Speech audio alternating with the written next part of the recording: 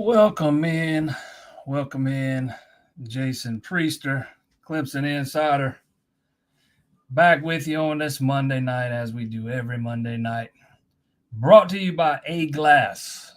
Two locations right here in the PD. One right there on South Irby Street in Florence. One on Carter Road in Sumter. All your auto glass needs. They do replacement, they do repair, whatever it is you're looking for, hit them up. You can get you a free quote online, myaglass.com. They've been in the business for a long time, and there is a reason why they've stayed in business so long. A-Glass. The big week is upon us, folks. It's what I like to call hate week. Do not call it the Palmetto Bowl. That is the dumbest thing I've ever heard. I refuse to even acknowledge that thing. I hate I even had to say it there. You'll never see me write that term. You'll never hear me speak that term. It is the dumbest name for a rivalry series out there. So I would urge everybody to not buy into that. Do not call it that. There's got to be something better that we can call it than that. You got there's so many better names out there, and a lot of them are already in use. But man, there has got to be something better than what they're calling it currently. And I'm not even going to say it again because it just so stupid and so unoriginal. Second rate. Big game for both of these teams, though. Big game. Probably much bigger than most had envisioned, while we were sitting here a week ago. Be very interesting to see where these two teams are in the playoff rankings tomorrow. I kind of lean towards thinking they'll both be inside the top 15, which means you've got a shot, with a win. Whoever wins has a shot. They'll need a little bit of help, but they got a shot to jump up into that top 12. You probably need to be in the top 11 if we're being realistic. But it's not impossible. Obviously Clemson's best path is still for Syracuse to beat Miami, Clemson to go to Charlotte and win that game, and they'd automatically be in. You absolutely, if you're an ACC team, you better not. You don't want to be sitting there not playing on championship Saturday and crossing your fingers for an at-large bid, especially if you're ranked towards the bottom of the top 12 and not firmly entrenched in that top 5. That is probably not what anybody wants. I have a hard time seeing South Carolina getting in no matter what happens. You just got to look at who they lost to. I don't know how you could put them in ahead of Ole Miss. I don't know how you could put them in ahead of Alabama. Both of those are 3-loss teams, just like South Carolina is. Assuming both of them win this week, and then that's a big assumption at this point. But let's just assume they do for a minute. If South Carolina were to win too, I just don't know that they could jump up above those teams because of the head-to-head. The games have to matter at some point. There's a lot of people in the media that, to them, the games don't matter. You look at Heather Dinich and her playoff projections. Texas A&M loses to an unranked team. She don't even have them dropping. She still got them sitting. She projects them to be in the same spot they were last Tuesday after losing to an unranked team. She barely has Ole Miss dropping. She still got Alabama in the top 12. All those are 3-loss teams. And when you start getting 3-loss teams, in ahead of some of these 2- and 1-loss teams, man, it's exactly what I told you it was going to be back in the offseason. We basically had the Big Ten SEC Invitational and everybody else, just running around hoping for some breadcrumbs. It is what it is. That's just the point we're at. And so if you're Clemson, you better hope for some luck Saturday. And first of all, you better hope you win. But you better hope for some luck between Syracuse and Miami, and Syracuse winning that game and you kind of sliding in the back door into the ACC championship game. But again, it kind of is what it is at this point. Probably makes this, you can make the argument that this is the biggest rivalry game ever. Seeing as what's on the line for both these teams. I know they've played before. We're both ranked inside of the top 15, but there were never, playoff implications on the line. It just adds another layer to what is already, the biggest sporting event in this state every year. So that'll make it a little bit more interesting, and you won't have to wait long Saturday. So kickoff is at high noon. Clemson loses another commitment, number 6, fourth commitment that was ranked inside of the top 100. And yeah, I've seen all this stuff on Twitter about these big NIL announcement coming in the next days or whatever. I'll believe it when I see it. I don't have a lot of confidence in the way that thing's being run right now. I think there needed to be sweeping changes. I know Dabo takes a lot of heat for NIL and stuff, and people say Dabo's got to embrace NIL. Dabo's embraced NIL a long time ago. That ain't the problem. I do think his messaging can be a lot better on it, and make it sound, as important as it is. When you kind of make it sound like it's not that important, your fan base is not going to believe it's that important. And why would they invest in it if the head coach is kind of coming off as saying it's not that important? But I think Clemson's issues run deeper than that. If you're a member of IPTAY, how many emails do you get from IPTAY each year? Just in general, probably too many to count. How many emails do you get from the 110 Society? I've never gotten one, and I used to be a member of IPTAY back in the day. Matter of fact, I still have a season ticket to baseball that I don't ever use anymore, but I keep it just so I'll have it. And I've never gotten the first email from the 110 Society. I think Clemson probably does a pretty good, based on what I've told, they do a pretty good job with the big donors. Dabo does a good job with the big donors. Brownell's got his. Package is kind of, laying that foundation. He hadn't been here quite as long.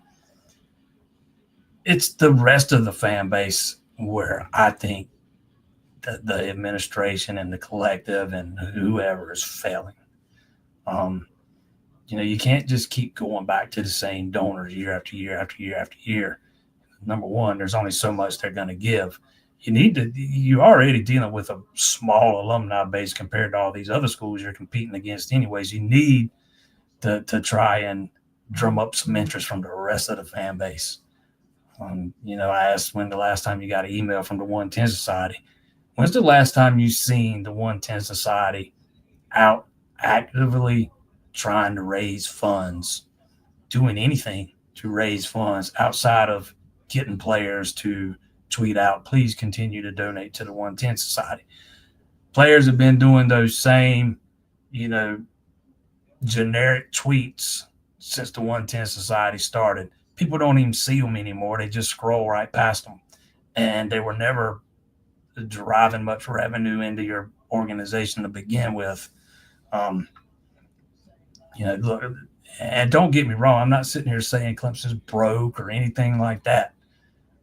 But I just think they have not put their best foot forward in this department.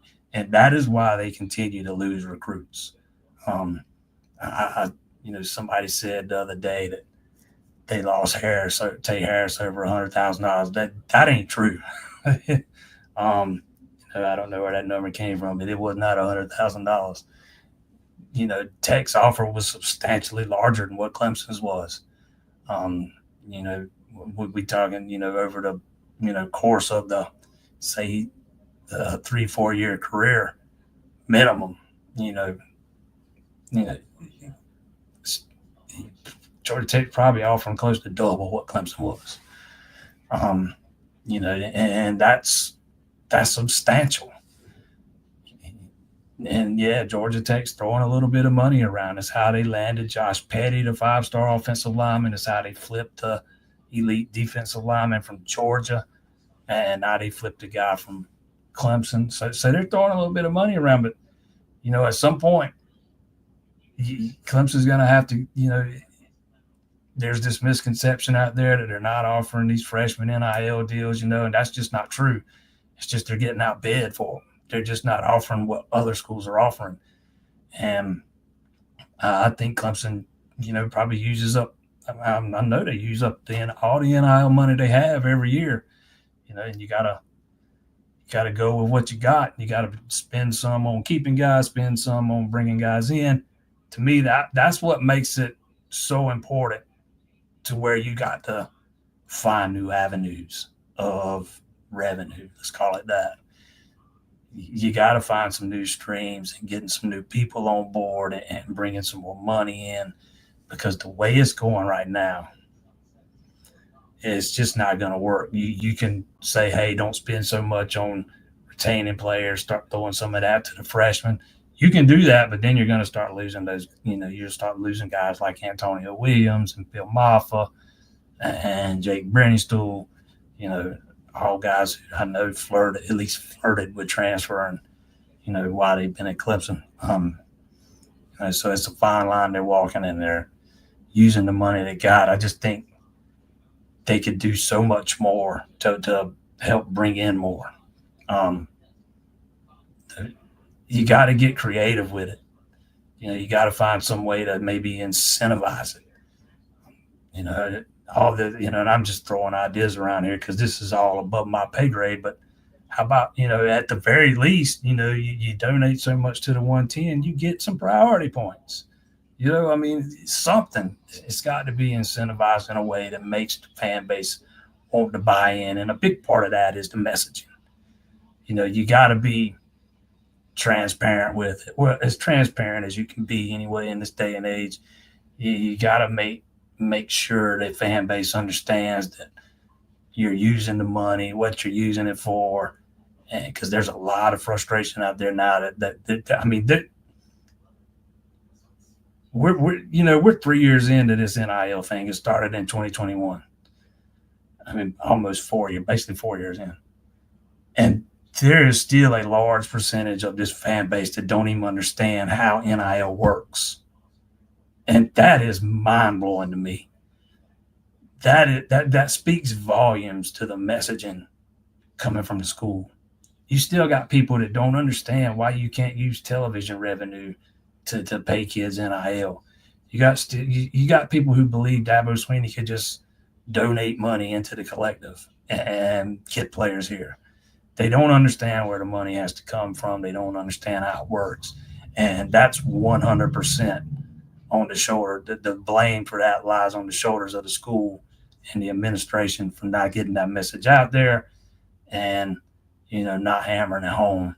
That's something that should have been done a long time ago. But you are where you are, but we'll see what happens from here out. It's got to be more than lip service. You saw there was a tweet out today. Georgia Tech just hired this guy to run their like a former NFL guy who's got a lot of experience with dealing with salary cap and stuff. Those kind of things. Basically, a GM. Right now, Clemson's GM is the guy who's kind of been serving as one a recruiting coordinator, kind of oversees the recruiting stuff. I think you need to hire a guy, an expert in that field, and let him handle all that stuff. That allows Dabo to focus more on coaching and those kind of things and make that separate. I just think there are so many things they could be doing better than what they are at this point. The end of this season is so different than last season. NIL rumors, fans gripping a sliver of hope for Charlotte, heavy worry about South Carolina, all so different. And that's another thing that makes Saturday even that much more important. You've had all these decommitments.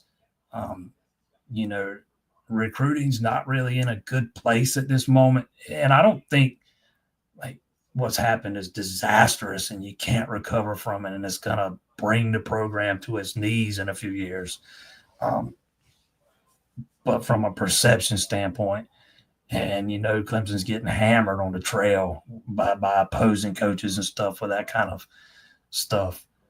You go out there and lose by 2 touchdowns to South Carolina, man, that's going to just magnify it in a way that is going to put Clemson in a position that they've not been in quite some time. Even last year when they lost 4 games, hey, man, they finished up winning 5 straight, beat South Carolina. It was ugly, but they beat them. Year before that, one of the year before that they went to the ACC championship game. So if you drop this game, even though you're 9-3 and still going to have a shot to win a 10th,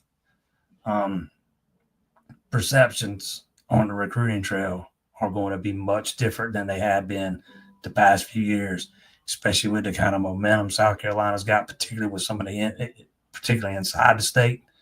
That'll even give them more momentum to start widening the net outside of the state, which they've already started to do a little bit, and that'll even help them that much more. They've already got an advantage over you when it comes to how much money they got. I mean, this is just a big game this weekend for so many different reasons.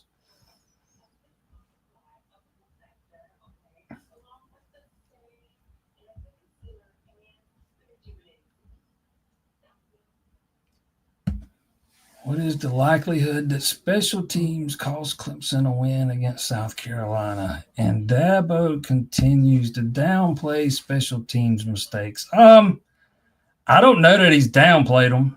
That what you saw Saturday were 2 backup kickers that just can't kick field goals.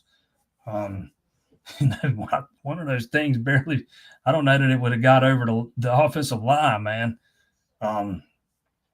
The game before that, I thought the special teams were fine. So, I mean, we'll see. But I don't think he's downplayed it at all. I think he's kind of, been pretty transparent about it. He's told you every time what the issue was. Thought he put it a little bit more on Hoosier's last spot, probably than he should have. But other than that, he's pretty much said it's the protection.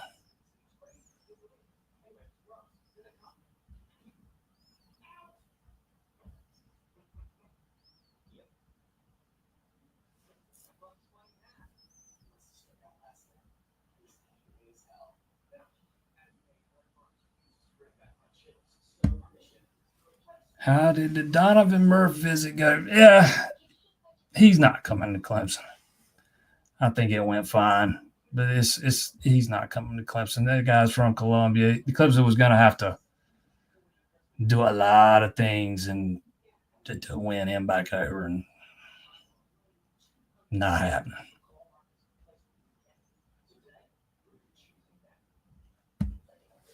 How much was Tay Harris paid by Georgia Tech? The lack of transparency and actual data on what's going on behind the scenes is frustrating. Was it $500K, $200K, over 4 years, etc.? I can't give you the specific number. And I get it. The lack of transparency and data on that thing, those things are frustrating. And I would also tell you that some of the numbers you see throw around are probably a little inflated, but not that much. And no, if we're talking about Tay Harris specifically, no, it's not. Let's say it was $200K. No, that ain't over 4 years. It would be per year. Let's say Team A's offering $250 per year. Team B's offering $350, $375 per year. You can say, hey, that's just $125,000 difference. That ain't so much in the grand scheme of things with these guys looking to go to the NFL. But over a 4-year period, that's about $500,000. And all of a sudden, the tone changes. We're talking about $500,000. I know I know one guy that is committed to a school right now who has contemplated, decommitting and going to a different school. School A, where he is offering about 220, something like that per year. School B's offering him about 280 per year, $6,000 difference, but over 4 years, that's $250,000. We'll see if he stays locked in to where he's at, because he really wants to go to school where he's committed. But when you start talking about that big of a money gap, you gotta consider those things. And I can tell you, I had numerous conversations with Tay Harris, since the beginning of the year. That guy absolutely loved Clemson, or loves Clemson. I would imagine he still does. Go back through his Twitter feed, and you'll see he's been probably more active than anybody when it comes to trying to help recruit other players to the class. You could just tell by the way he talked about it when you talked to him, just some of the things he was saying, how he was saying them, he absolutely loved it. Those things don't matter anymore as much as they used to, especially when you're talking about one school making a substantially higher offer than the other school. Football is a violent sport. There's no guarantee none of these guys are going to the NFL. They need, everybody's saying is that they're taking the short money, is short-sighted. There's no guarantee that guy's going to get a massive payday in the NFL. You got to take what you can get now. It'd be one thing if we're talking about $10,000, $20,000 difference. But when we start talking about hundreds of thousands of dollars in differences, that's substantial. It is substantial.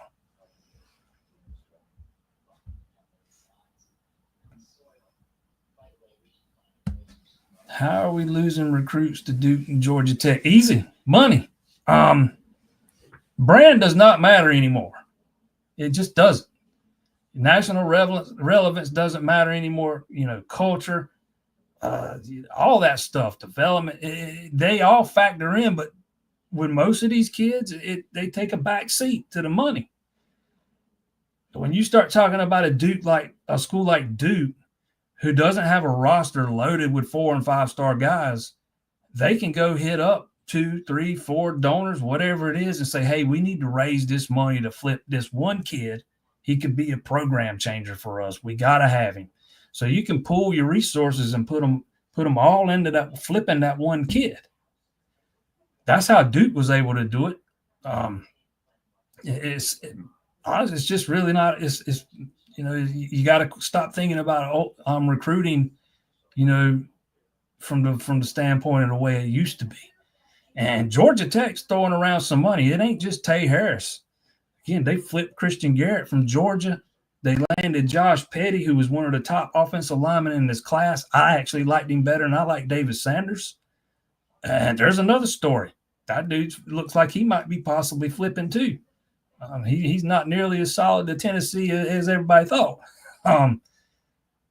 It's a lot easier to flip guys these days when you start throwing money into the equation. All you got to do is you make them a better offer.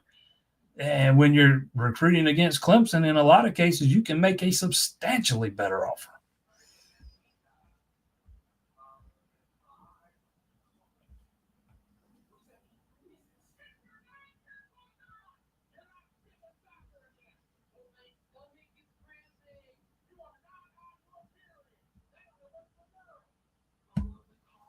Does Bama get in with 3 losses, and do they stay in the top 12? Yeah, I think that's a good question, man. I think Alabama's got no business near the playoff. No business near the playoff. Now, does that mean they'll get in? I have no idea. I don't think Bama, Ole Miss, A&M, none of them, have any business being in the playoff. And yeah, A&M's got losses to 2 unranked teams. Well, I forget who their third loss. Yeah, I forget who the third one's to. They lost to South Carolina when South Carolina was unranked, I think. South Carolina's ranked now. I forget who their third loss was to. But, I tend to lean towards thinking Alabama won't be in the top 12 tomorrow night. But I do believe they will be within striking distance. They're not going to drop that far because the wins and losses just don't matter as much when you play in the SEC. Just don't. And I get it. Trust me, I fully understand. I'm not sitting here saying that, the SEC sucks or anything like that. I still think they're the best conference in the country. But I don't know that they're that much better than everybody else, if that makes sense. I do believe there's a gap, but I don't think I don't think you start. I just can't put any credence into a system that starts putting 3-loss teams into the playoff, man. I had a lot of doubts about this thing when it was expanded. So we'll see. We'll see which way it goes.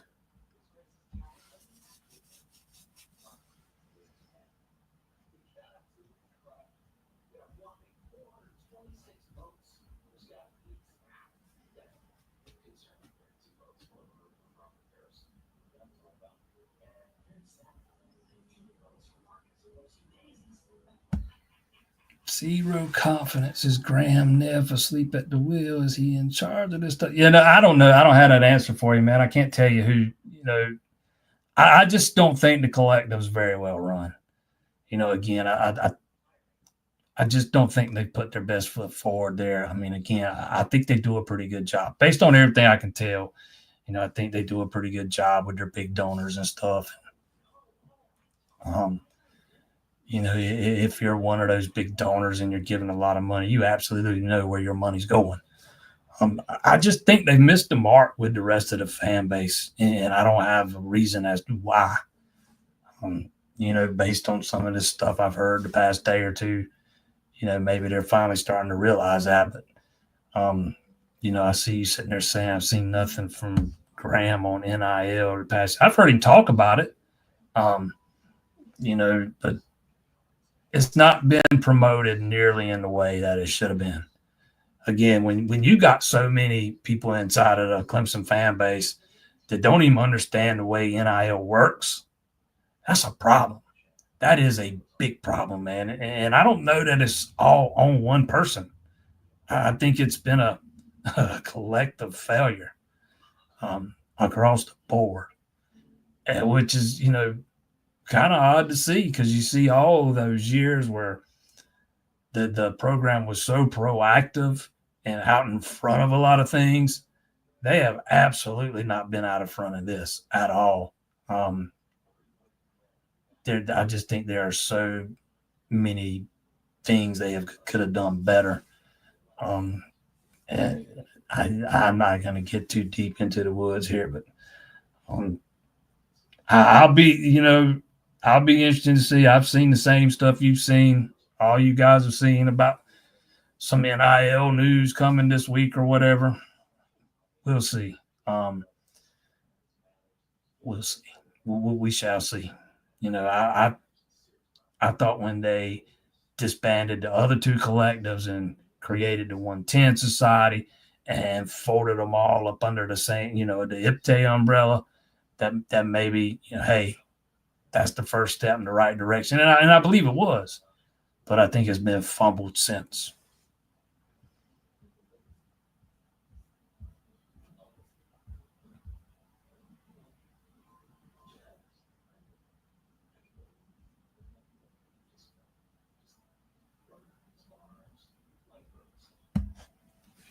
Seems like Clemson needs to start paying their current players more to where it's actually feasible to give freshmen and at least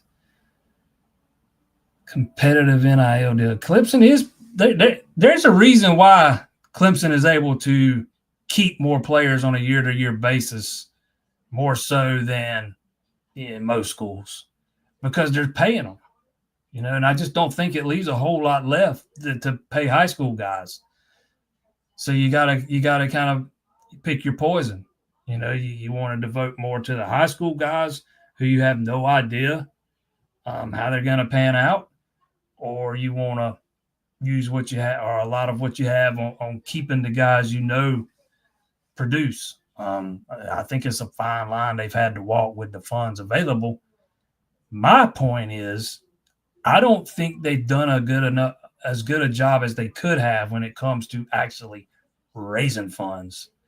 Um, I just think they could be in a better spot than where they're at.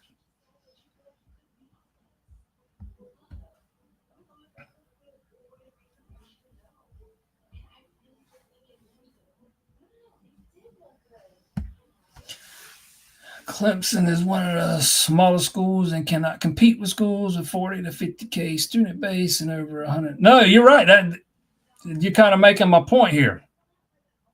When you've got such a smaller alumni base, you need to make sure you are putting your best foot forward and getting everything you can out of what you've got to work with. And I don't think Clemson's done that. I think there are a lot of untapped, or let's call them revenue streams out there. I don't know what else to call it. I still think there's more that they can do, especially at the administration or even Dabo, because Dabo's kind of the face of this thing. It need to be Graham or it need to be Dabo, get up and say, hey, this is what we're doing. This is what we need. This is where it's going. And get, as specific as you can be, especially when it comes to the details of how NIL works, how important it is, how much you need it to remain competitive. And no, Clemson's not going to raise the kind of money that, say, an Ohio State can, or some of the bigger, state universities, public universities. They're not going to raise what SMU can. SMU's out here raising bukus of dollars, and they're not even, they ain't taking even, they don't even get any TV money for the first, 7 years they're in the league. They can raise it like it's going out of style. That makes it that much more imperative that you make the most of what you've got. I don't think Clemson's done that. When you start adding into revenue sharing, it's going to start, next year, where every team gets, $22 million per year to start off with to spend on players. It's going to help tremendously. But NIL is not going away. Other schools are going to still use NIL money to try and make their offers bigger, to try to lure a kid away from this school, that school, that school. So it's still going to be an important piece of the puzzle. And I think the messaging on that has to be much better than what it's been. But no, I mean, you're absolutely right that the small alumni base already puts Clemson at a disadvantage. That's why it makes it that much more important to get the most out of what you got.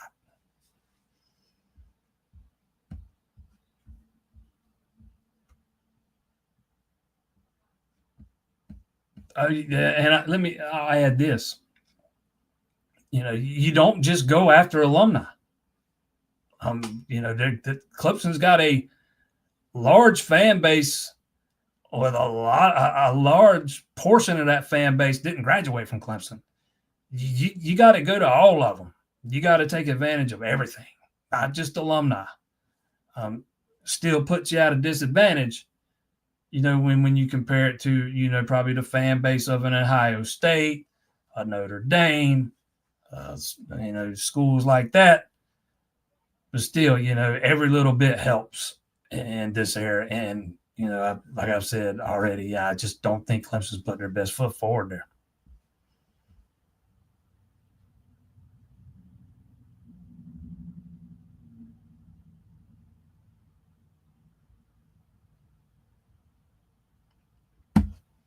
TV revenue is part of revenue sharing. You can't use it for NIL. Update on injuries. I feel pretty good about getting everybody back, except I don't know about Marcus Tate. We'll see on him. But if you're only going to get one of those offensive linemen back, If it's me, I'm hoping it's Tristan Lee. That way, if you can get him back, then you can move everybody back to their normal positions. You can move Miller back over to right tackle. You can slide Parks back inside, and then you decide whether you want Harris Sewell or Trent Howard to play left guard if Tate's not available. But I fully expect everybody else back. Woodaz, Mickens,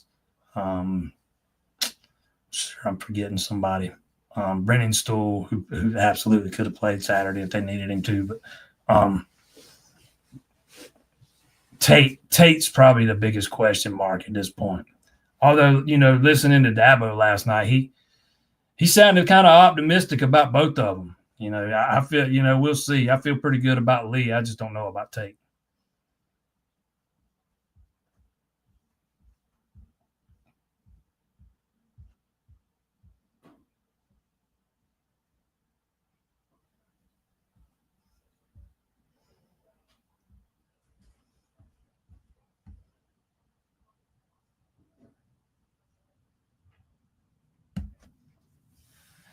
Will the staff have to go into the portal to backfill for this class, or will they go to the high school route for developmental players?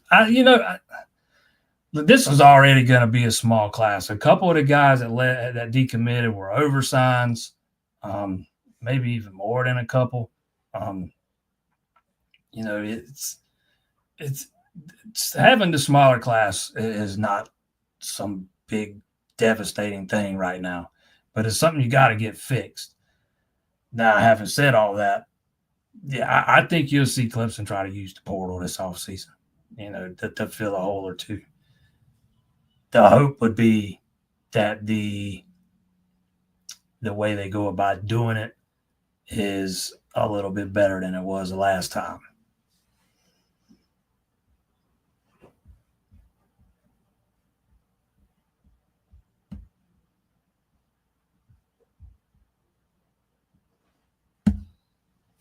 We have close to 40 wins in the NIL years. Well, I mean, if that's your expectation for 3-4 year stretch, then you'll be content and fine with what's going on.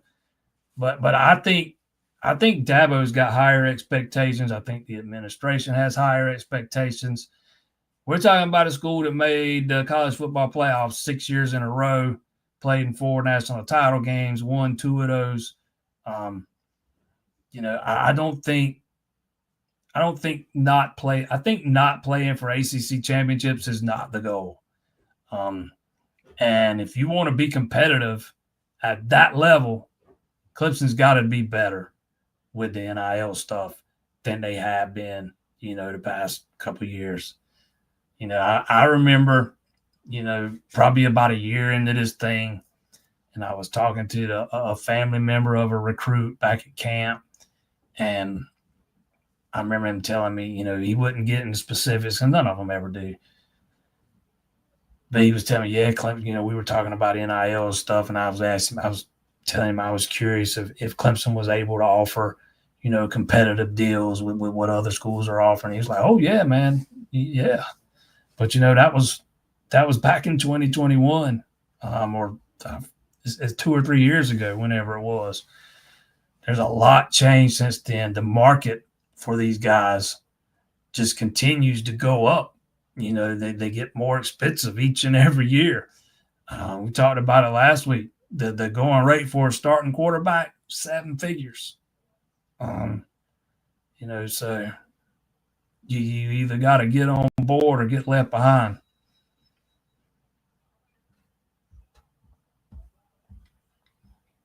I mean, I remember Clemson going 3-8. I remember the Tommy West years. I remember the Tommy Bowden years. But I also remember the playoff years, the Dabo years, and Dabo's still the coach, and I know what his expectations are. I know that guy. I've been around him enough to know he hates losing as much as or more than anybody. I don't think 8-9 win seasons are the ceiling for him. Not the ceiling he wants anyways.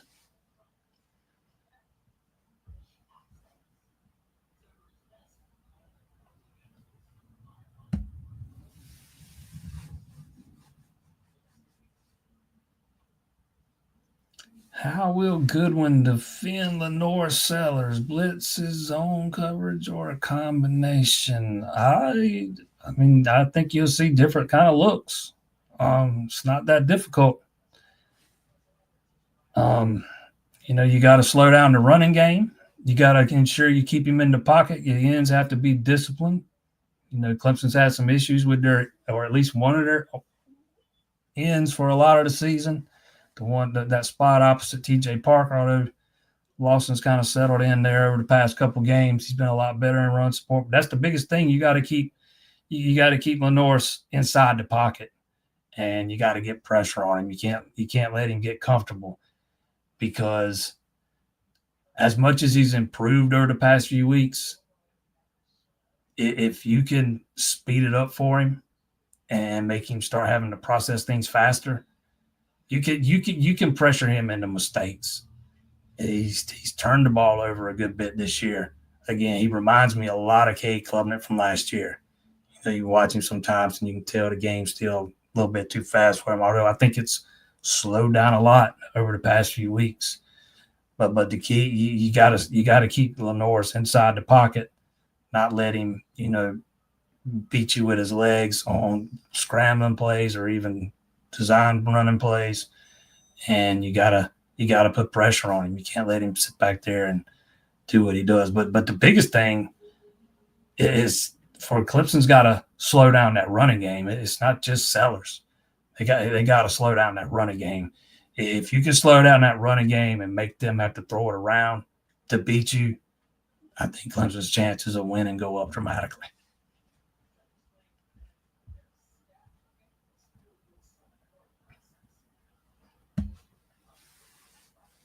Why have we not seen the two back sets more as we did with Maffa and Shelley? Well, if you want to put two running backs on the field, you got to take a tight end off or a receiver off.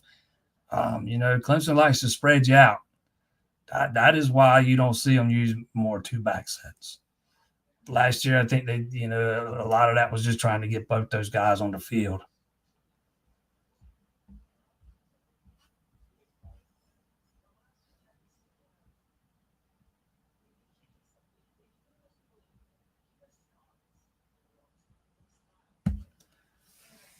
Why Sweeney and Riley don't use Haynes, similar to how to use Shipley. It's like it's Maffa all game, not mix up. I'll say the same thing I said last week.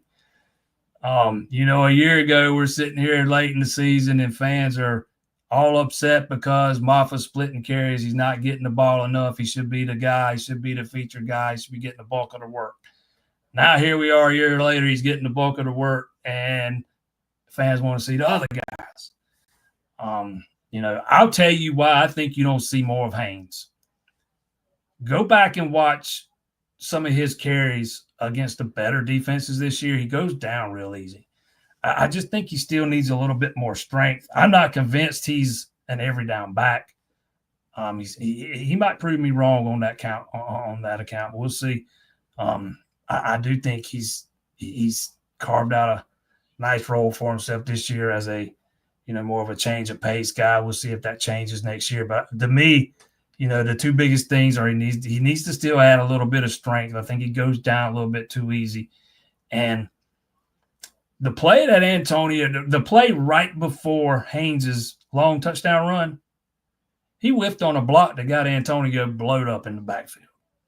So that's probably the two biggest things. They trust Maffa a whole lot more with the blitz picking up the blitz and the pass protection stuff.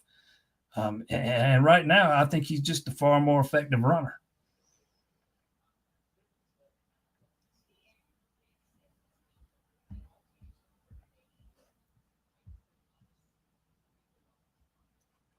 As far as coaches and stuff, I say the same thing I said last week.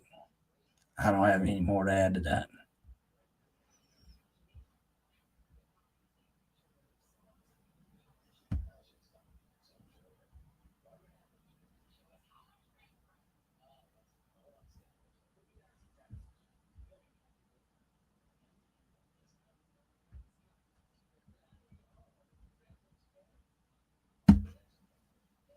Is there a possibility that Tay Harris can this was strictly about money, period.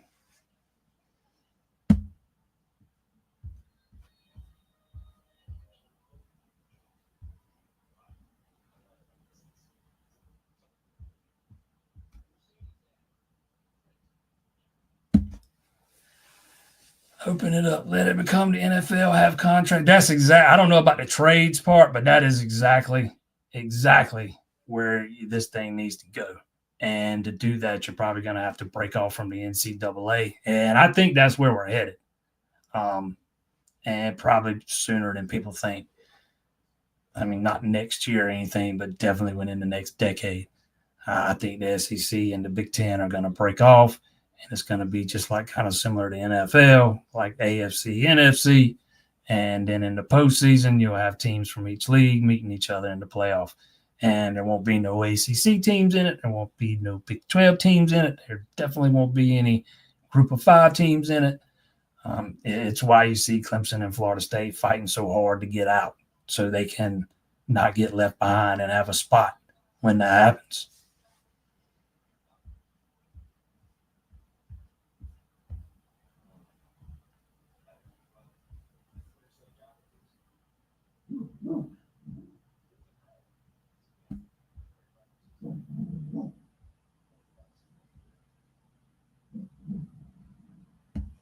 Matt Luke will have Clemson's offensive line ready no matter who runs out. Yeah, I would, if I'm a Clemson fan, I feel a whole lot better if Tristan Lee's out there, knowing that you're having to defend, Stewart and Kennard, probably two of the best, might be the two best defensive end, might be the best defensive end duo you've seen all season. I would much rather see Tristan Lee out there. I saw that offensive line against Pitt without Lee and Tate. It was not all that impressive. It was just way too patchwork, too many guys in spots they're not used to playing. Yeah, if I'm a Clemson fan, I do not want to see that this weekend.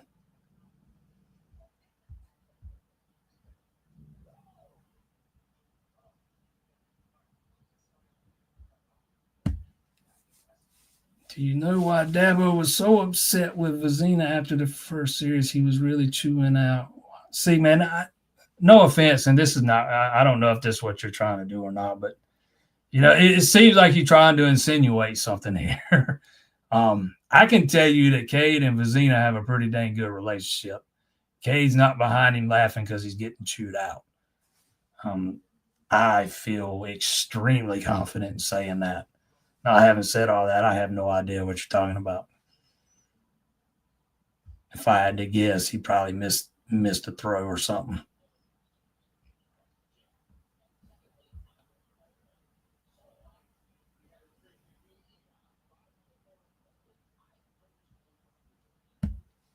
Clemson fan base shouldn't be the NIL target. Well, then who should it be? Because that's where, right now, before we get to revenue sharing, that's where the money's got to come from. The fan base. They don't have a Larry Ellison guy. The fan base absolutely needs to be the target. That's where the money's got to come from right now. And you still got to raise, a buttload of money between now and, next July, to pay the kids that you're bringing in now. And if you want to tap into the portal before, next summer, I don't know who else you'd want to hit up. Because they don't have a Portnoy or a Ellison or a Phil Knight or a Ruiz. They don't have that kind of, high profile, millionaire, billionaire, whatever to lean on. So you need to try to stretch every stream you can, every revenue stream you can think of. I don't know where else you think the money's supposed to come from.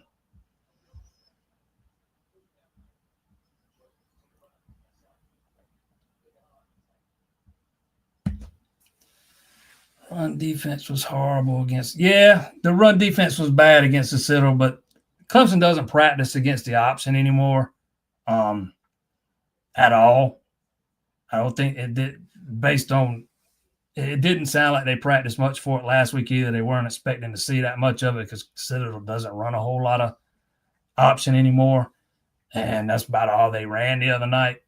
And you could tell that they don't practice for it anymore. Used to be, a few years back, Clemson spent a portion of the spring, portion of the fall practicing for the option because they had to play it every year. But now they don't ever play against it anymore. They don't practice for it anymore. I don't think there's. I wouldn't put a whole lot of stock into that now. The hope would be the run defense is what you saw against Virginia Tech, or even Pitt, because I thought the defense played pretty well up until the offense started hanging them out to dry and had, I think it was 4 3-and-outs in a row in the second half. But, I kind of see South Carolina as a much, in a way, a much better Virginia Tech. Their offenses are similar. They lean heavily on the running game, although South Carolina uses a lot more 11 personnel, while Virginia Tech uses a lot of 12 personnel. But I just mean in the sense that they lean on running the ball, and if you can slow down that running game, then you got a shot.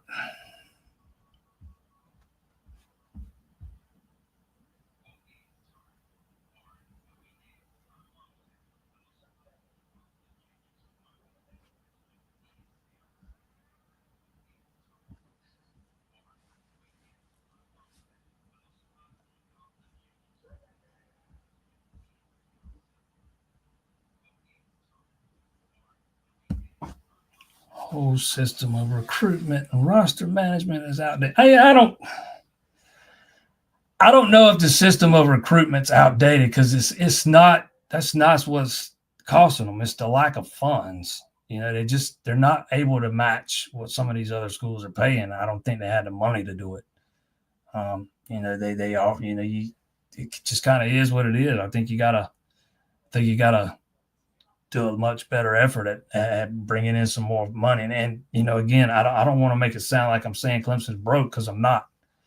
They got some money to work with. It's just everybody else got more. It's just kind of where you're at.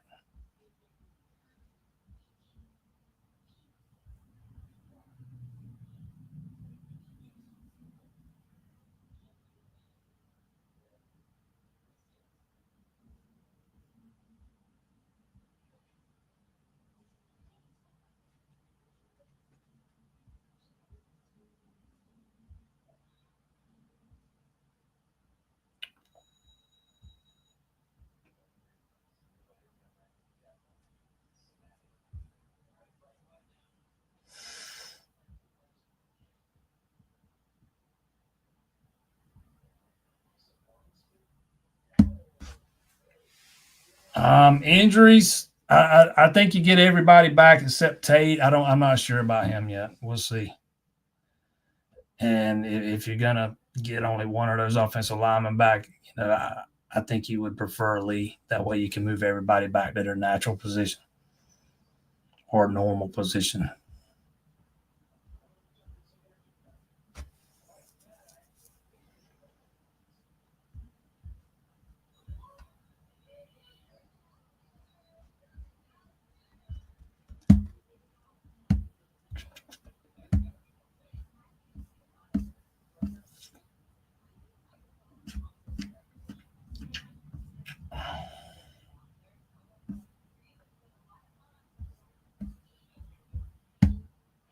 No, sunglasses have not been retired. They actually made an appearance last week.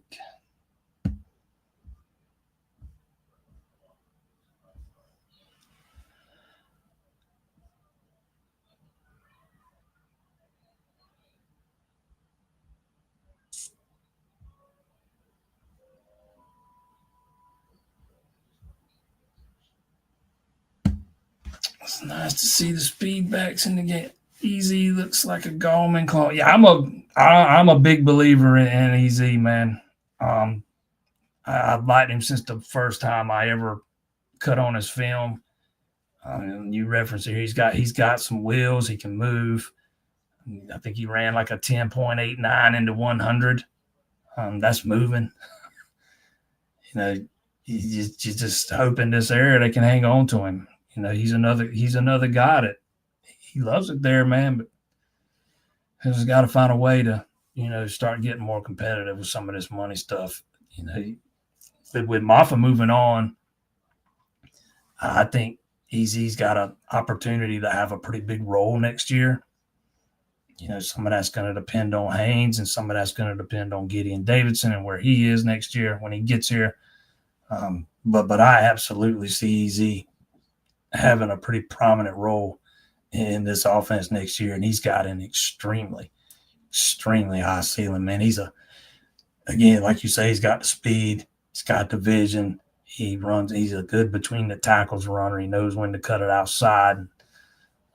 He's one of those guys that if you blink, he's gone in a flash.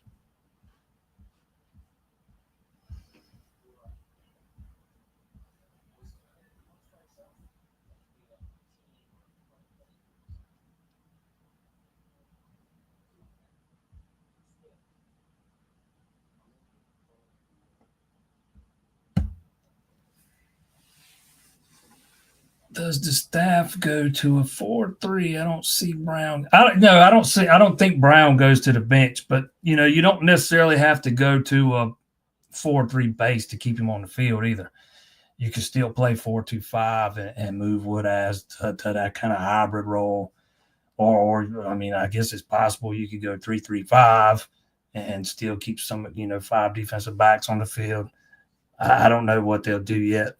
We'll see if they run 4-3. I think a lot of why they ran 4-3 against Virginia Tech was because of the personnel. They run a lot of, 12 personnel with, 2 tight ends and a running back,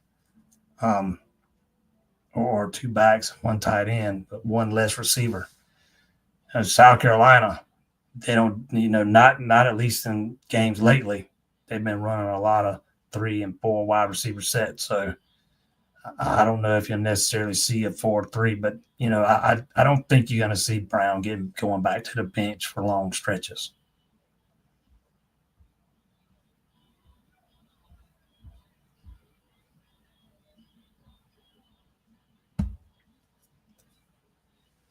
How many teams do I think can win the national championship? I think there are several. I don't think anybody's kind of separated themselves and said it showed that, hey, we're that much better than everybody else. I think the portals created a lot more parity than we had during the 4-team playoff, because usually, during the 4-team playoff, there's 2-3 teams, that you knew, had a shot to win it all, but everybody else not so much. It just doesn't feel that way anymore. I think there are several. I think Ohio State's capable. I think Georgia's capable. I think Texas is capable. Maybe Oregon. Right now, I still stick with what I said at the beginning of the year. I think Georgia's the most talented team. They've not always played like it this year. But me, that if I was a betting man and I had to lay money on it, that's probably who I'd put my money on.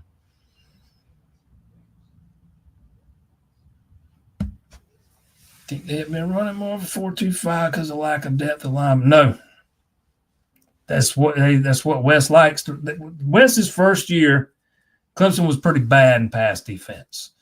So they ran a lot of 4-3 that year. So they moved to a 4-2-5, extra defensive back, and the pass defense was much better last year. It cost them a little bit in the run defense, but the defense was still really good. And this year, it's the same thing. It lets him be more multiple in the coverages and stuff. I think it's just what he prefers to use as a base. I don't think it's got to do anything with lack of depth, because you got 3 guys that are absolutely capable of starting. So I think, in my opinion, and based on some things I heard, that's kind of more what it's about. Trying to help out the pass defense, because everybody who thought that Clemson's defensive front was going to be elite this year and get after the quarterback. Me, I did. I think most everybody else did too.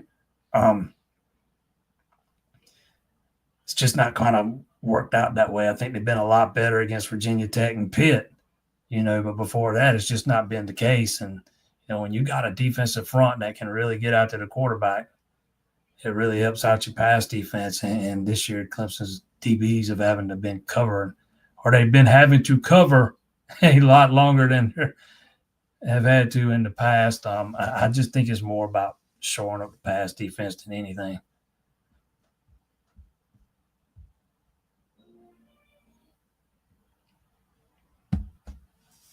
Do I think it's a bad look that Dabo berates players on TV? No, that's coaching.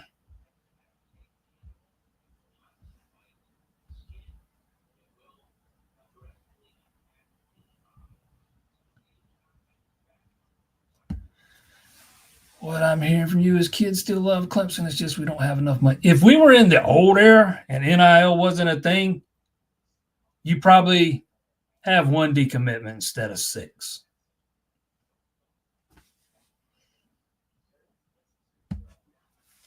Who Clemson marches out at defensive end will make or break them this week. Probably need more loss. And I think that's what you'll see. I think he's absolutely earned that opportunity. I think he's been, plenty good enough the past couple games.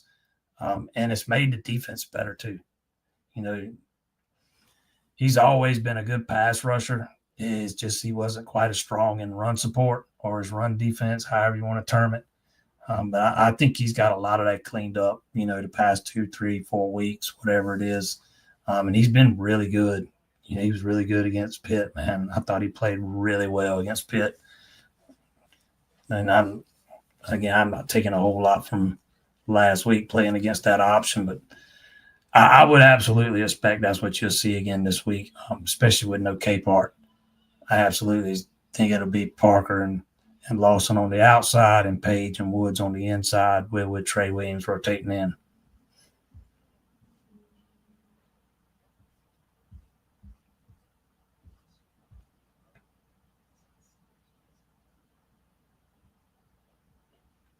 Yeah, I don't know what changes are going to be made to the coaching staff, and I'm not even gonna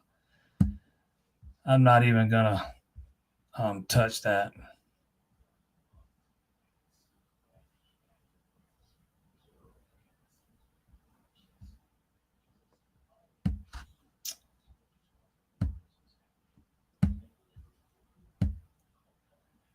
The defensive game plan, in my opinion, for this week would be to have your defensive line be disciplined, not overrush the QB, play man coverage on the back end, and have Sammy Brown spy the QB. I keep saying I've now had people tell me Barrett Carter needs to spy the QB. Wade Woodaz needs to spy the QB, and now you're saying Sammy Brown, but the key is absolutely not over pursuing. You cannot over pursue and leave running lanes open for sellers to escape through and pick up 15, 20, 25, 30 yards with his legs. It's got to be a disciplined effort. Something that we saw, something similar to what we saw against Virginia Tech. I thought that was Clemson's most disciplined effort of the season. And it's not just, the defensive line. It's the linebackers have to be better, better at filling their gaps, taking better angles. Again, not over pursuing. I don't know how much man cut. I don't know how much that matters. The corners have been pretty good for the most part, especially Terrell. Lucas has been up and down. Hampton's been mostly solid, and I think that's probably who starts Saturday. RJ Mickens has been really good. It's that other safety spot. There's a lot of times that other safety is not where he's supposed to be, and he's supposed to be helping on a route and it makes the corner look bad. But we'll see what they do. I don't necessarily know that you got to have somebody spying on Norris every time, every play.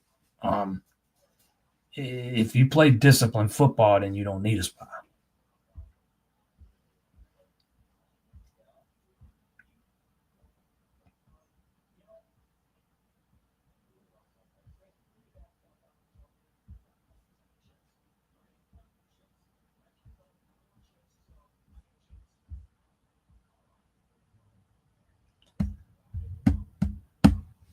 Dabo goes overboard, though. I don't think he does. I don't think he's nearly as bad as a lot of the other coaches out there. It, I think there is not nearly enough hard coaching in the game today. Basketball, baseball, football, what have you. You know, when I was coming up, that's the way you got coached, and there's a reason why, because it works. Um, you know, people think that Dabo's, they talk about his religion and stuff. Man, I have seen him stop practice and light into a guy, and you could probably hear him from a mile away. And the guy screwed up. I bet he didn't do that and make that same mistake again. But I don't. You know, you might. I'm. I guess if you want to make the argument that he went a little overboard on the punter that year in the ACC championship game, I'll listen to it. I might not agree with it, but I at least listen to the argument. But that's really the only time that I've seen it. And it's not because of how heated he got. It's because how long it went on. Because he was so upset the guy called his own number out there. But no, I don't think he goes overboard. I don't think so.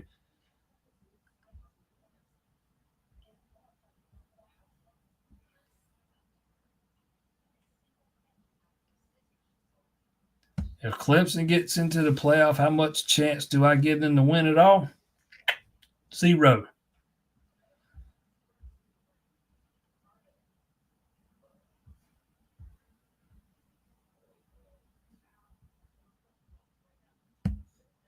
Does K Park? I do not expect K Park to be back.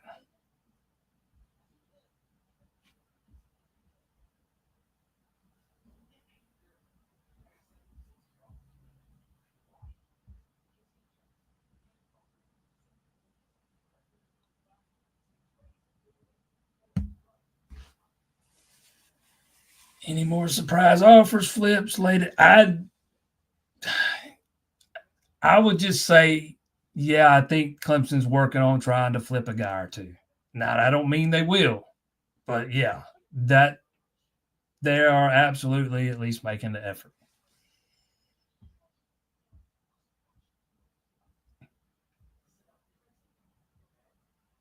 What's the ticket situation look like for Saturday? They don't do paper tickets anymore, so I don't know if there'll be any for sale outside the stadium. You can check StubHub.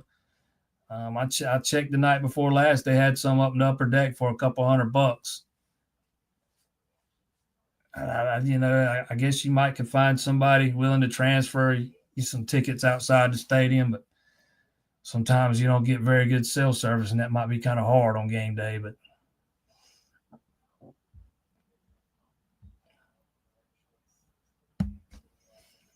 Beamer is a great man, Brian. You are obsessed with special teams, aren't you?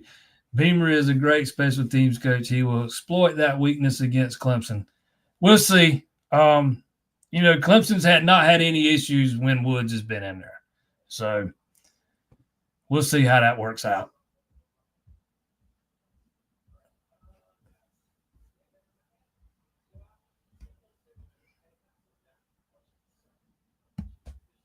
Clemson basketball is up 15 in the second half. 7 minutes to go. All right. I'll tell you what, man, we didn't get near as much South Carolina talk in here tonight as I thought we would. Hey, New King, where you been since Miami lost? I don't have any. Man, I don't know what the spread would be if Clemson Georgia had a rematch. Wasn't it you that was getting on me about saying Miami wasn't a great team? Even though that's not what I said, but I ain't gonna be shocked that they don't get beat up there in Syracuse this weekend.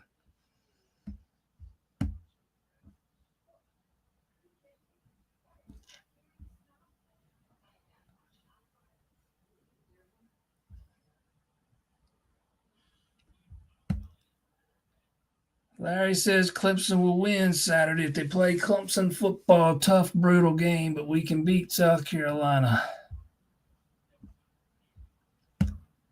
Yes, I think Woodaz will be back Saturday. I think he probably could have played this past Saturday if they really needed him to.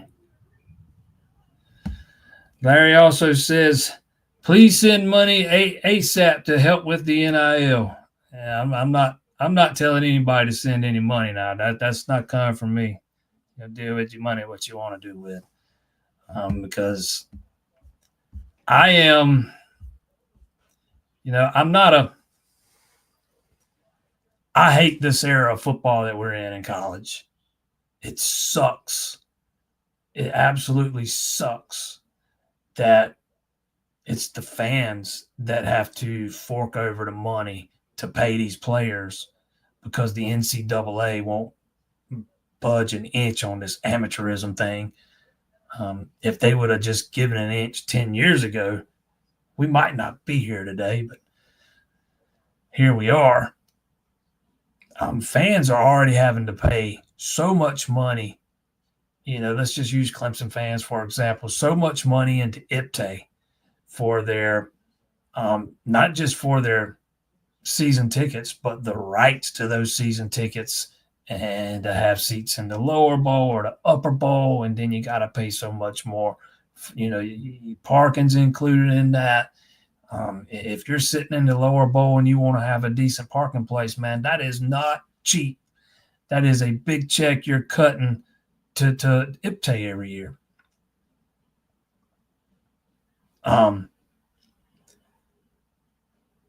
Lost my train of thought there, but so you keep coming back to the fans every year, asking them for more and more and more, and now we're asking them to actually write checks to pay these players salaries when they get no return on that investment. They get there's nothing. They get nothing out of it. You can't even write it off on your taxes anymore. It's just a sad state of where we're at in this era. I'll be so glad when we get to the revenue sharing, and then at least the schools can use some of the money those players are actually helping to generate, and return some of that to them and pay them for their efforts. And I get it. A lot of people don't like. I get a lot of people don't like this NIL stuff. They don't believe in it.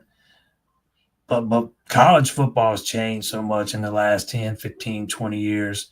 These kids spend so much time or invest so much time in preparing to entertain you on Saturdays that they can't go out and get a part-time job.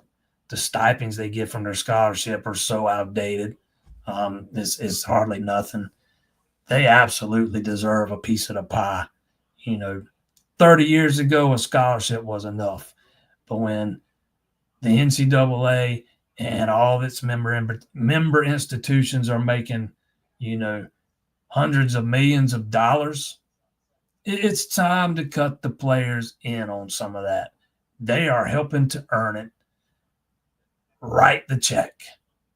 Do away with the amateurism. You do away with that, then you can do away with a lot of this NIL crap. You can start getting player unions, have real salaries, contracts, all those kinds of things. And I do think we'll eventually get there, but I think it's going to take a break from the NCAA before we get there.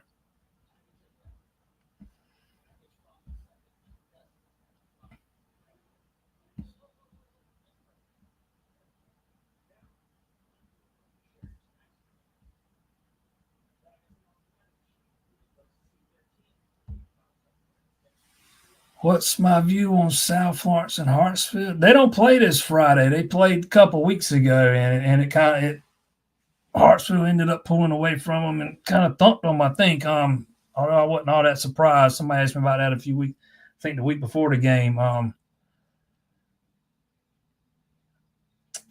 They don't play again this week, do they? They're already playing in the playoffs this week? If they do, I kind of see a repeat coming. South Florence don't have what they had on defense the last couple of years.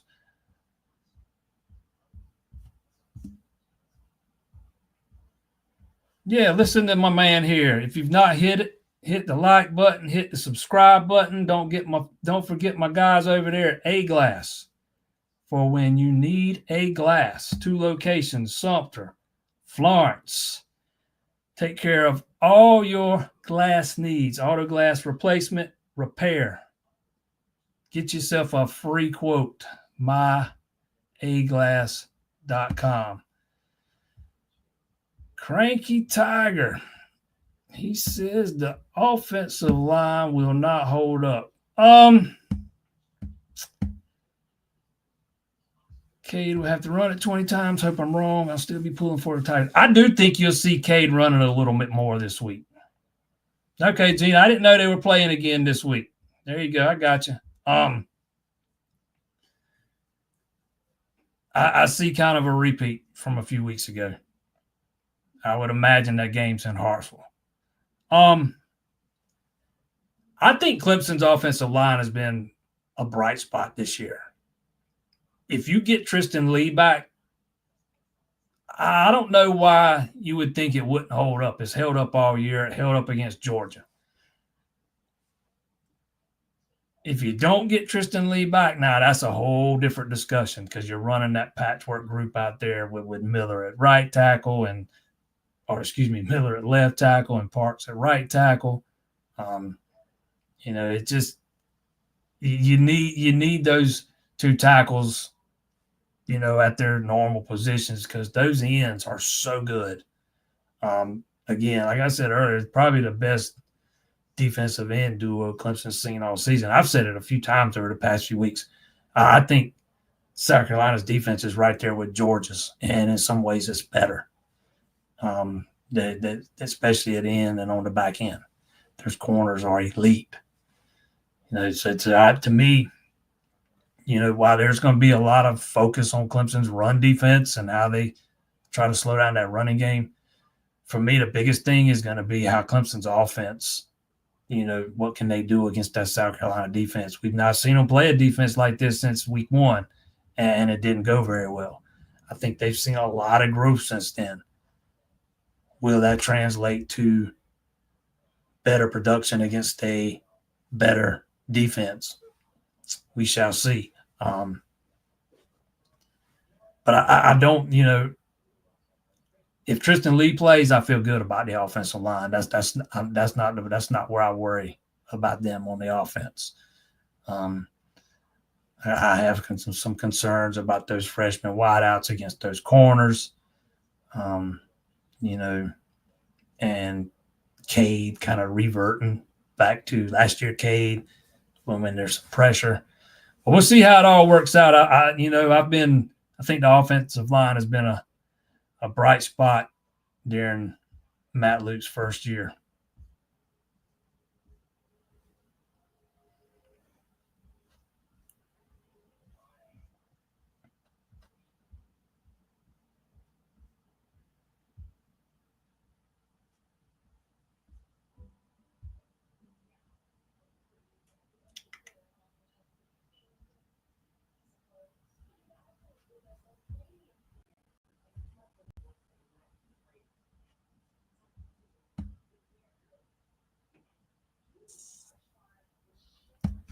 South Carolina got a good offensive line and a good class this year. Their offensive line is much better today than it was 6 weeks ago. It was a dumpster fire earlier in the season. They were giving up a lot of pressure, giving up some sacks. I think they've made a lot of improvements as we've gone through the year.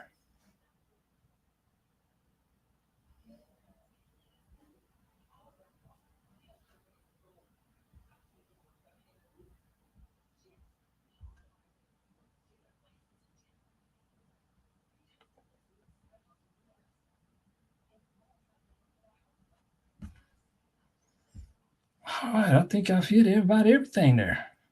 Man, we had a pretty big crowd in here tonight. I think this has been a record crowd. Never had this many people on at one time before. Appreciate everybody that's tuned in.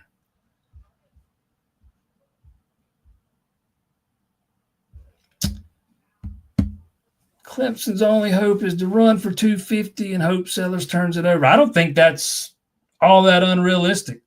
You know, I think Clemson's certainly capable of having some success running the ball. Don't mean they will. I think they're capable. And, you know, Lenore's has been known to turn it over a time or two. If you can get some pressure on him and you know, force him to speed things up, not let him go through his progressions, not let him get comfortable in the pocket. He's had some issues with fumbling. You know, that'll be key. It will be interesting to see what kind of pressure Clemson can get on him, because that's an area Clemson's not been very consistent throughout the year. But, you know, South Carolina gave up some yards on the ground in Missouri last week, particularly in that second half, if I'm remembering right. So, I mean, it's not like they're not able to be run on.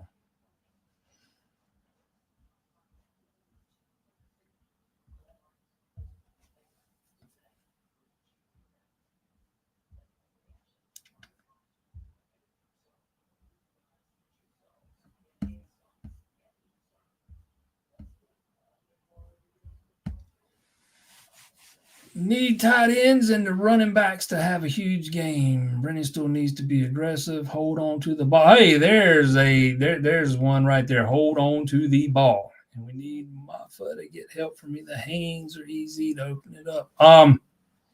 Yeah, I think you got to be able to run the ball. You know, I think you definitely cannot be one-dimensional against this defense. If you cannot run the ball, or at least, you know, show the ability to run it, that allows those defensive ends to just, you know, just come after you. You know, they would just be after you all game long. It'll let them pin their ears back. And that is not the recipe if you're Clemson. Drops is something that this offense, and it's not just Brennan's tool. You know, I don't recall any pass catcher dropping a ball that was thrown from Klubnik against the Citadel. But the 2 games prior to that, drops had been a huge issue. They had 6 in one game, 4 or 5 in the other. When you have, and a couple of those would have been touchdowns. In a game like this, when you have the opportunity to put points on the board, you better make that play. Do not put the ball on the ground, because that defense, this South Carolina defense, is not going to give you a ton of opportunities to put points on the board. They only, you know, they're one of the top better scoring defenses in the country. Let's see. They give up 18.2 points per game, compared Clemson gives up 22. But you're not going to get a ton of opportunities against them. The over and under is only like 49. You know, the odds makers are not expecting a high scoring affair. So when you have an opportunity, you better convert.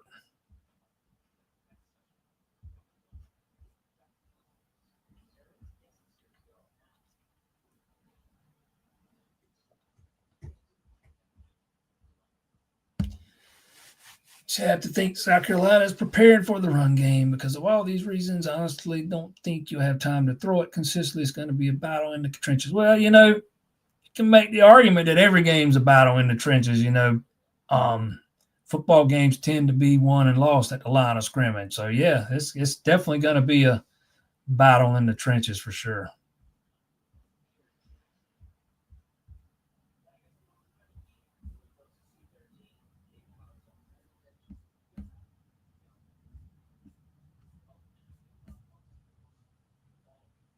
Yeah, man, this has been a good one tonight. I can't believe there has been, not unless I missed it. I don't think I saw anybody ask me to give a prediction tonight.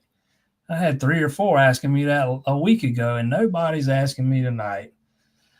Well, good. I didn't really want to give one tonight anyways, because I'm not 100% sure which offensive linemen are going to be back and which aren't. I'll make one I'll make one no later than Wednesday.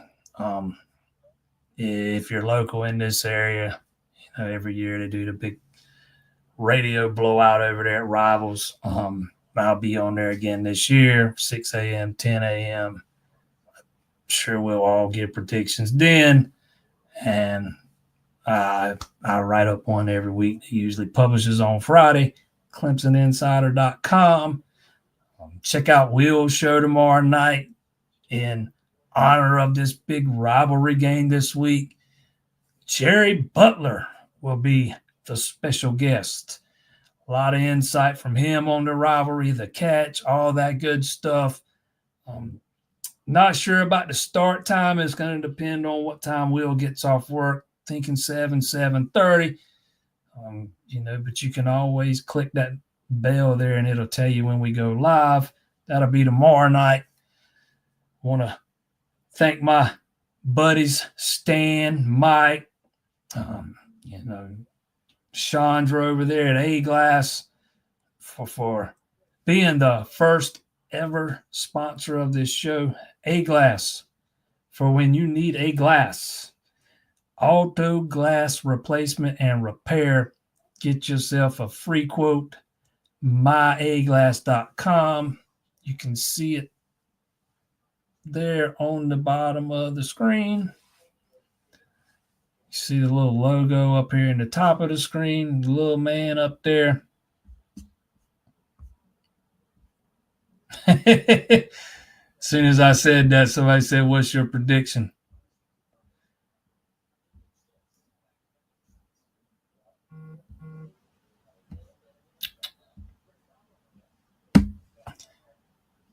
We need to come together this week, make a statement that winner goes to the playoff. Nations disrespecting both these teams. We will see tomorrow, I guess. You know what? I wish, and I understand what you're saying here, but it would be so nice if, I get it. A lot of times fans moan and groan that this game doesn't get the, recognition nationally that it deserves. Because let's be honest, man, brutal truth. This rivalry is just as heated as Auburn, Alabama, Ohio State, Michigan, Texas A&M. Just because we in a smaller state, that doesn't mean it's not just as heated. I see a lot of similarities between Clemson, South Carolina, and the Iron Bowl.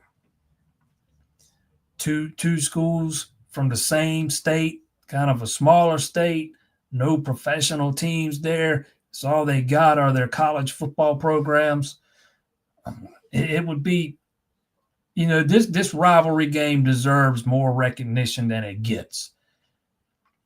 And maybe we're on the verge of seeing that happen. If they can sustain, the what they're doing down there or in Columbia right now and carry it over into next season and have another strong season, another 15 top 20 team, or maybe even better, that's going to do wonders for this rivalry.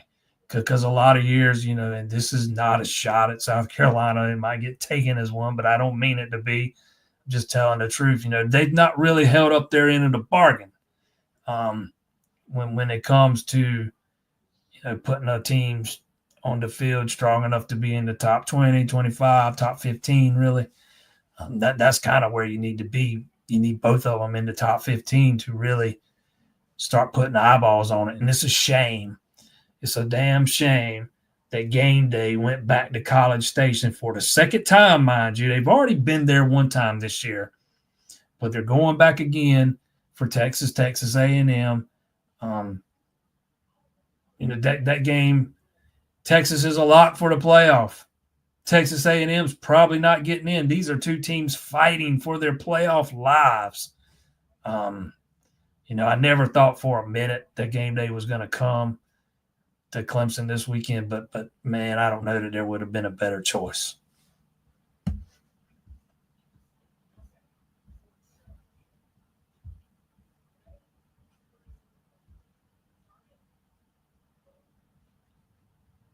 See some people commenting on the Gamecock fans in here. Hey, We are open to all. Anybody's welcome in. We usually get all Clemson fans. We had a few Miami fans in here from time to time earlier in the season.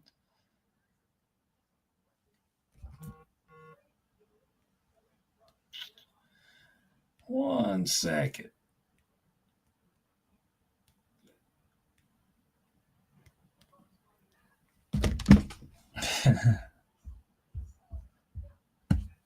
Muschamp put us back, but all things happen for a reason. Yeah, Muschamp set you back.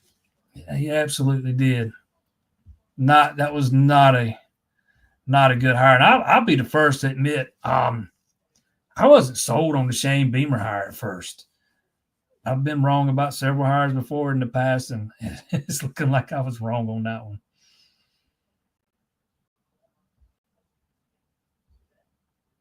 All right, let's put another myth to bed. If he only did that because Dabo said no to playing Friday, I'd rather have a noon game on Saturday and a 7:30 game on Friday. That is not why the game's at noon on Saturday. That game was probably always going to be at noon. That is not why they're not putting Clemson and South Carolina at noon to get back at Clemson. That noon slot, I get it. Most fans hate noon games, but TV network executives, they don't look at these things the same way fans do. The noon game at Fox this year, look at who's played in that pretty much every week. Ohio State. They have put one of the biggest brands in that spot every week. And again, this week, it's Ohio State, Michigan. Under these new television deals, the SEC actually has access to more time slot or more of the better time slots than the ACC does. If you look at ratings, those noon slots typically do big numbers, and you want to put a game opposite of Ohio State and Michigan that can, with some national relevance that can, try to compete. There's not nearly as much on the line in that game, but it always draws in a large audience because of the brands and who they are, and the fact that it's a rivalry game too. But being put at noon is not the slight that some fans think it is. It's actually one of the better slots on Saturdays these days. I know fans don't see it that way, but TV people do.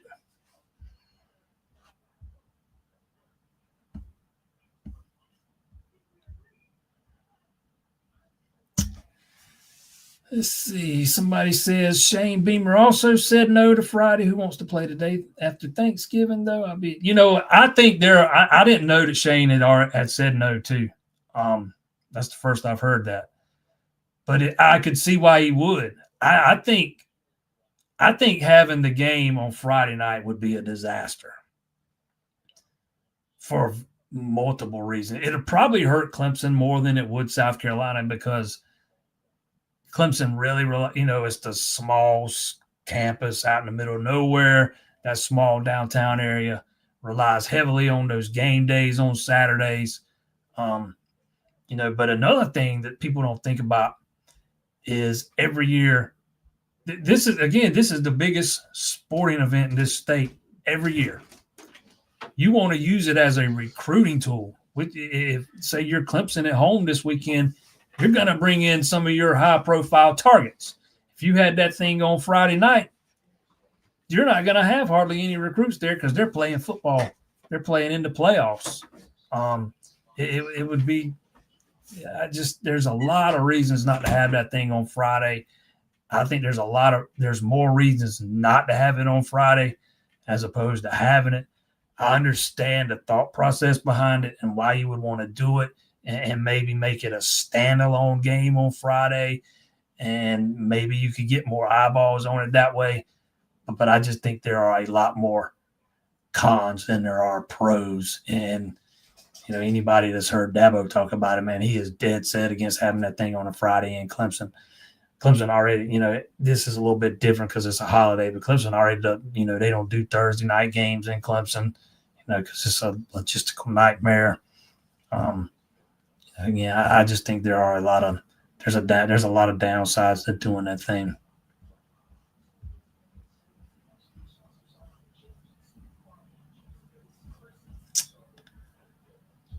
Amen. Friday is for high school.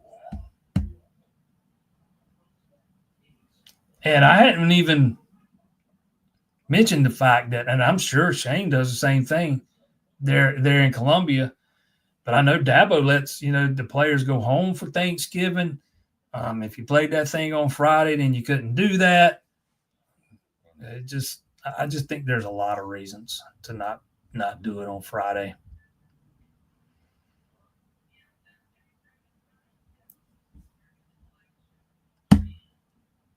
All right, man, we are over 90 minutes now. Check us out, man. We're going to have a bunch of Clemson, South Carolina coverage on the site all week long. Clemson outside, ClemsonInsider.com. I'm sitting here looking at something else. I want to thank my sponsors again. A-Glass, 2 locations right here in the PD. Irby Street in Florence, Carter Road in Sumter. All your auto glass replacement and repair needs, call those guys up, or you can go online, myeglass.com. Appreciate everybody that tuned in tonight, man. We shattered records for how many people was on here at one time. There's still more people on here than there's ever been on here at one time for any show. I want to thank everybody that tuned in, even if it was just for a couple minutes.